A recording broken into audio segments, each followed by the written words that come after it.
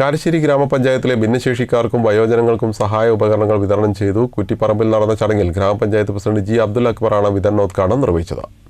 കാരശ്ശേരി ഗ്രാമപഞ്ചായത്തിലെ ഭിന്നശേഷിക്കാർക്കും വയോജനങ്ങൾക്കുമാണ് ഗ്രാമപഞ്ചായത്ത് ഭരണസമിതി കൈത്താങ്ങായത്. 2025-2026 വാർഷിക പദ്ധതിയിൽ ഉൾപ്പെടുത്തിയ സഹായോപകരണങ്ങൾ വിതരണം ചെയ്തു. ശ്രവണ സഹായി, വാക്കർ, വീൽചെയർ തുടങ്ങിയവയാണ് വിതരണം ചെയ്തത്. മുൻ പദ്ധതിയിലെ 5 ലക്ഷവും പുതിയതായി 2 ലക്ഷവും അടക്കം 7 ലക്ഷം രൂപയാണ് പദ്ധതിക്കായി ചെലവഴിച്ചത്. കുറ്റിപ്പറമ്പിൽ നടന്ന ചടങ്ങിൽ ഗ്രാമപഞ്ചായത്ത് പ്രസിഡന്റ് ജി അബ്ദുൽ അക്ബർ വിതരണോദ്ഘാടനം നിർവഹിച്ചു.